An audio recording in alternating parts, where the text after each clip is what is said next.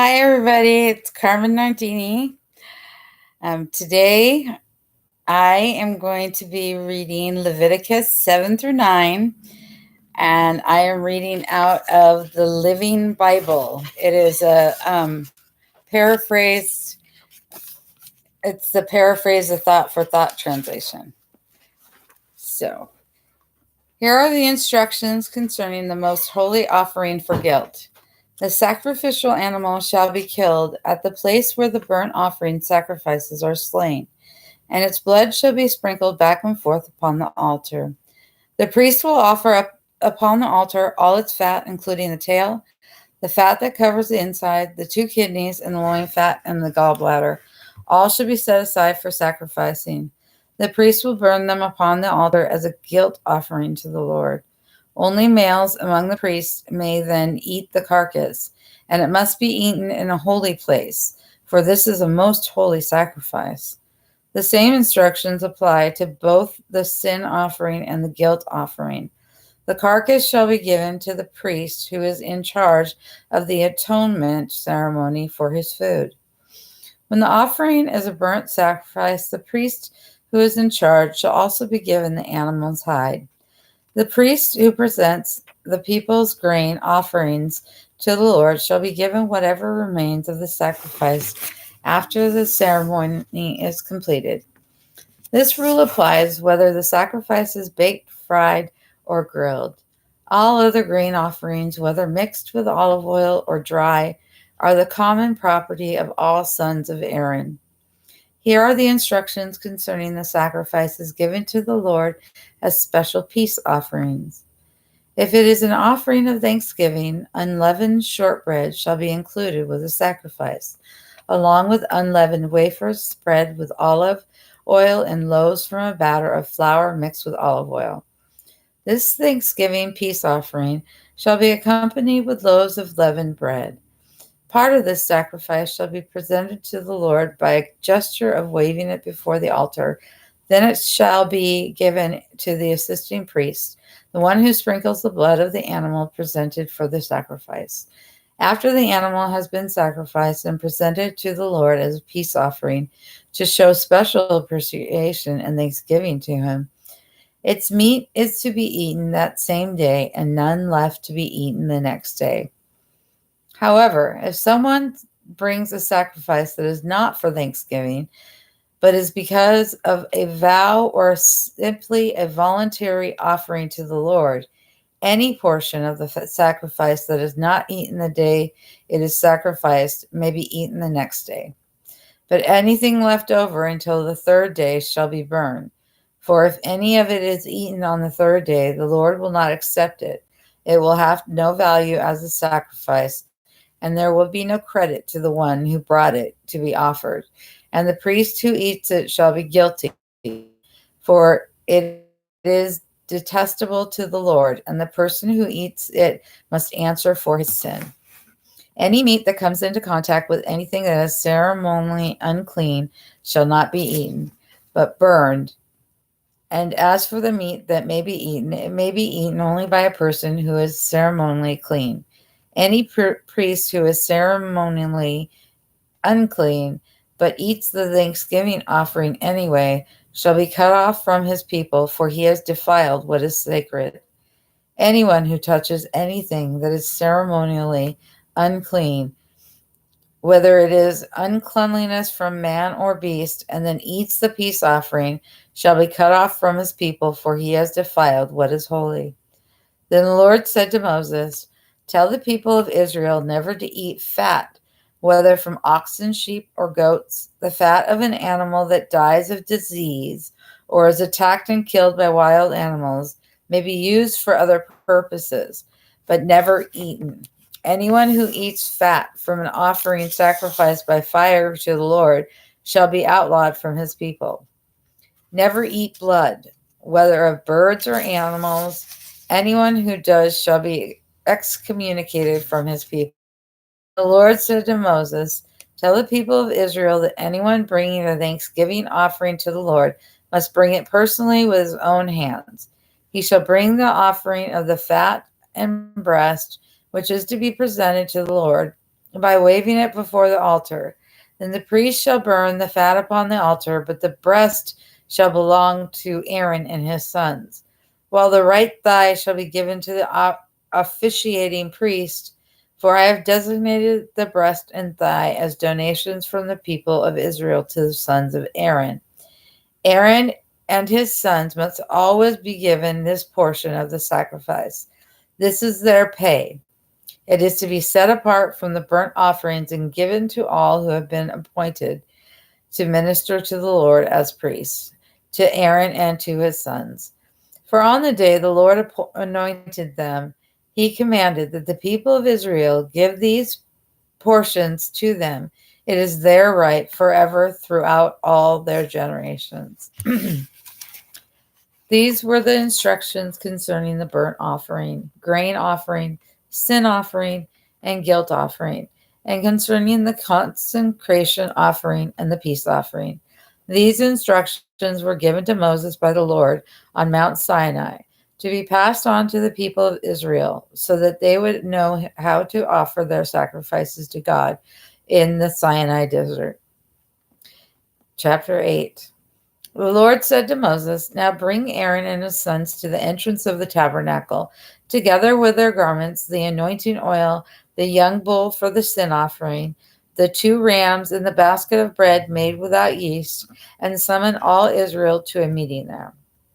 So all the people assembled, and Moses said to them, What I am now going to do has been commanded by Jehovah. Then he took Aaron and his sons and washed them with water, and he clothed Aaron with the special coat, sash, robe, and the ephod jacket with its beautifully woven belt.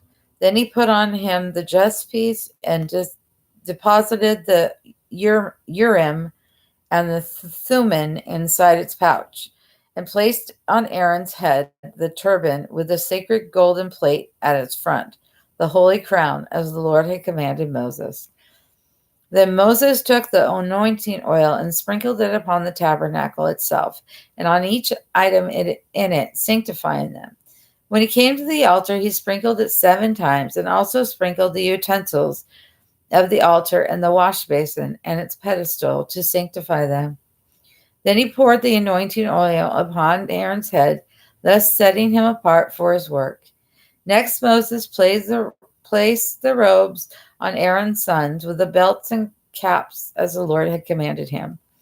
Then he took the young bull for the sin offering, and Aaron and his sons laid their hands upon its head.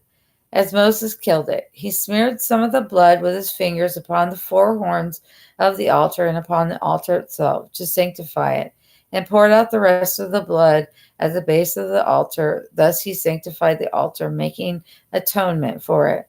He took all the fat coverings and entrails, the fatty mass above the liver, and the 2 kidneys and their fat, and burned them all on the altar. The carcass of the young bull with its hide and dung was burned outside the camp, as the Lord had commanded Moses. Then he presented to the Lord the ram for the burnt offerings. Aaron and his sons laid their hands upon its head, and Moses killed it and sprinkled the blood back and forth upon the altar. Next he quartered the ram and burnt the pieces, the head, and the fat. He then washed the insides and the legs with water and burned them upon the altar, so that the entire ram was consumed before the Lord. It was a burnt offering that pleased the Lord very much, for Jehovah's directions to Moses were followed in every detail. Then Moses presented the other ram, the ram of consecration. Aaron and his sons laid their hands upon its head. Moses killed it and took some of its blood and smeared it upon the lobe of Aaron's right ear and the thumb of his right hand and upon the big toe of his right foot. Next he smeared some of the blood upon Aaron's sons, upon the lobes of their right ears, upon their right thumbs, and upon the big toes of their right feet. The rest of the blood he sprinkled back and forth upon the altar. Then he took the fat, the tail, the fat upon the inner organs, the gallbladder, the 2 kidneys with their fat and the right shoulder, and placed on top of these 1 unleavened wafer, 1 wafer spread with olive oil, and a slice of bread, all taken from the basket which had been placed there before the Lord. All this was placed in the hands of Aaron and his sons to present to the Lord by a gesture of waving them before the altar. Moses then took it all back from them and burnt it upon the altar along with the burnt offering to the Lord, and Jehovah was pleased by the offering.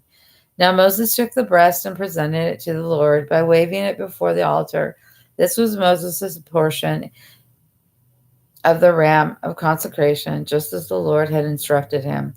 Next he took some of the anointing oil and some of the blood that had been sprinkled upon the altar, and sprinkled it upon Aaron and upon his clothes, and upon his sons and upon their clothes, thus consecrating to the Lord's use Aaron and his sons and their clothes. Then Moses said to Aaron and his sons, "Boil the meat at the entrance of the tabernacle and eat it along with the bread that is in the basket of consecration, just as I instructed you to do. Anything left of the meat and bread must be burned." Next he told them not to leave the tabernacle entrance for 7 days, after which time their consecration would be completed, for it takes 7 days. Then Moses stated again that all he had done that day had been commanded by the Lord in order to make atonement for them. And again he warned Aaron and his sons to stay at the entrance of the tabernacle day and night for 7 days. "If you leave," he told them, "you will die. This is what the Lord has said."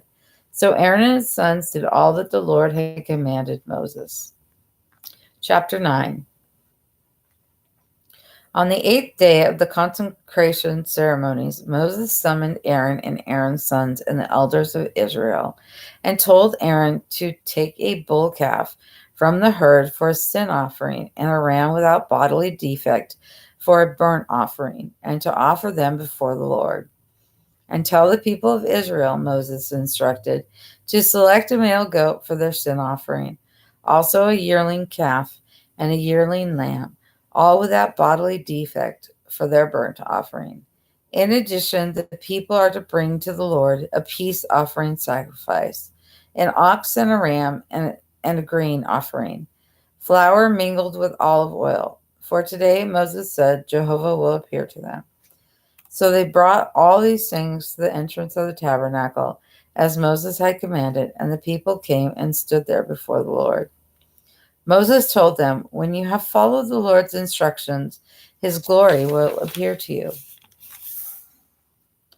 Moses then told Aaron to proceed to the altar and to offer the sin offering and the burnt offering, making atonement for himself first and then for the people, as the Lord had commanded.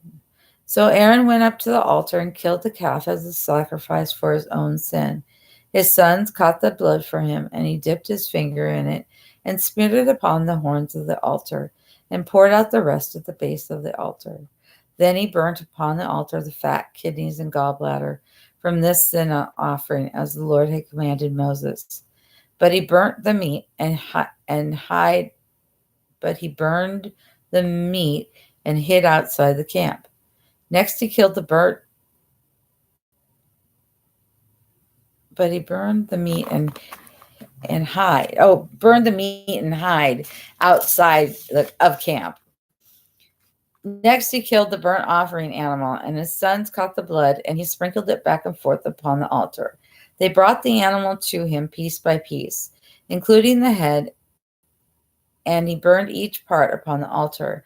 Then he washed the insides and the legs, and offered these also upon the altar as a burnt offering. Next he sacrificed the people's offering. He killed the goat and offered it in just the same way as he had the sin offering for himself. Thus he sacrificed their burnt offering to the Lord in accordance with the instructions God had given.